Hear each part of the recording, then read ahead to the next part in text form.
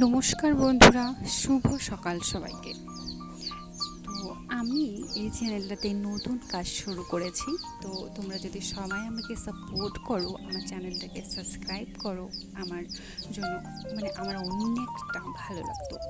তো এই বলেই আমি শুরু করছি। তো জিনিসটা কি, আমি কিন্তু সত্যি বলতে জানি না। তো তোমরা যদি কেউ জেনে থাকো জিনিসটার নাম, তাহলে তোমরা প্লিজ আমায় কমেন্ট করে জানিয়ে দাও। আর এগুলো, হ্যাঁ, এই প্রজাতিরই আমি বড়গুলো দেখেছি, যেগুলো মার্কেটে বিক্রি করা হয়। ওগুলো আমি খেয়েও দেখেছি, কিন্তু এগুলো ছোট। এই জিনিসটা ছোট। আর এগুলো মাঠ থেকে মা তুলে এনেছে। তো মা বলছিল এগুলো নাকি খাওয়া যায়। তো সেই কারণেই আমি একটু কনফিউজ। এই প্রজাতির বড়গুলো যেগুলো আমি খেয়েছি তা তো ঠিক আছে, তো এটা কখনো আমি চোখেও দেখিনি আর খাইও নি। তাই মা আমাকে বলে দিচ্ছিল যে এটা কীভাবে খেতে হয়, কীভাবে এটা পরিষ্কার করতে হয়, কীভাবে রান্না করতে হয়। তো সত্যি বলছি, আমি নামটা জানি না। তোমরা যদি কেউ জেনে থাকো তাহলে তোমরা প্লিজ আমার নামটা কমেন্ট করে জানিয়ে দিও। আর ধন্যবাদ সবাইকে, সবাই সাপোর্ট করো, পাশে থাকো। Thank you so much. তো ফাইনালি রান্না করার জন্য আমি এগুলো ধুয়ে নিলাম। তারপর কড়াইটাকে গরম করে নিলাম।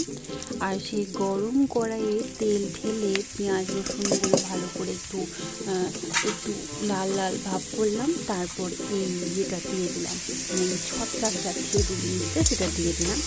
তারপর সেটাকে একদম তেলের মধ্যে ভাজতে শুরু করলাম।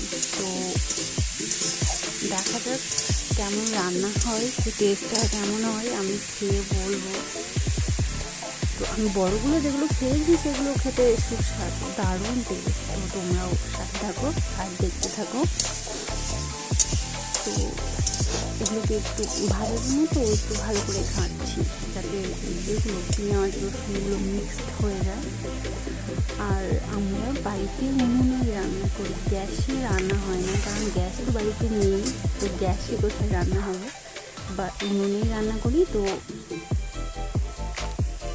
তোমরা পাশে থাকো প্লিজ। তো এই জন্য এটাতে যা যা প্রয়োজন, পরিমাণ মতো হলুদ যেটা প্রয়োজন ছিল সেটা দিলাম, এবং একটু পরিমাণে, যেহেতু জিনিসটা একটু লাগছে তো একটু পরিমাণে লবণ অ্যাড করব। তারপর এটাকে বাড়তে থাকবো। আর লবণটা দেওয়ার সঙ্গে সঙ্গেই যেন ওটা থেকে জল বেরোতে শুরু করলো, জিনিসটা থেকে ছত্রাক জাতীয় কিছু একটা, ছত্রাক কি বলে হয়তো,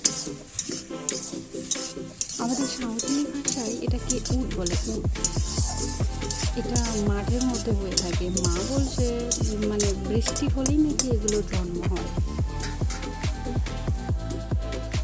তো এটা ভালো করে সেদ্ধ হওয়ার জন্য এটাকে একটু ঢেকে রাখলাম। 3-4 মিনিট ঢেকে রাখার পর, যেহেতু জল বেরিয়েছিল আর জলগুলো একটু যাতে শুকিয়ে যায়, সেজন্য ঢেকে রাখাটা প্রয়োজন ছিল। আর ঢেকে রাখলে কি সেদ্ধও হয় ভালো করে, তার জন্য ঢেকে রেখেছিলাম। এবার ঢেকে রাখার পর ঢাকনাটা তুলে একটু ঘাটলাম যাতে নিচে বসে না যায়, সেই জন্য। তারপর আবার একটু ঢাকবো, জলটা এখনও শুকিয়ে নি সেই হতো। তো ঢাকনাটা তুলে বারবার ঢাকনাটা তুলে ঘাটতে হবে, কারণ নিচে বসে গেলে আবার পোড়ার গন্ধটা বেরোবে, টেস্টটা খারাপ হয়ে যাবে। তো জলটা প্রায় শুকিয়ে গেছে, ভাজা প্রায় হয়ে গেছে।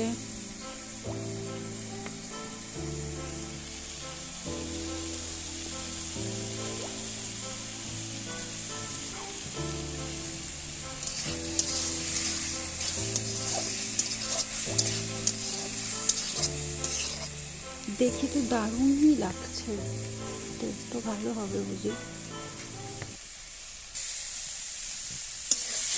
তো ফাইনালি ভাজা প্রায় কমপ্লিট হয়ে গেছে, তেলগুলো একদম শুকিয়ে গেছে, জলগুলো পুরো শুকিয়ে গেছে। এখন কড়াই একটু লেগে যাচ্ছে, বসে যাচ্ছে। আর ভাজাটাও হয়ে গেছে, পুরো সেদ্ধও হয়ে গেছে ভাতটা। তো রান্না কমপ্লিট হয়ে গেছে।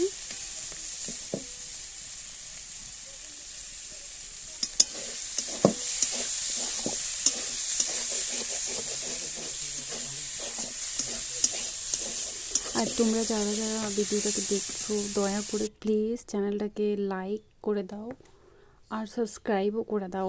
তো ফাইনালি হয়ে গেছে। তো ওটা আমি একটা বাটিতে তুলে নিলাম। এবার তোলার পর দেখো দেখতে টেক্সচারটা কেমন হয়েছে, দারুণ, একদম সুস্বাদু, মানে মাংসের মতো দেখতে লাগছে জিনিসগুলোকে। তো দারুণ হয়েছে।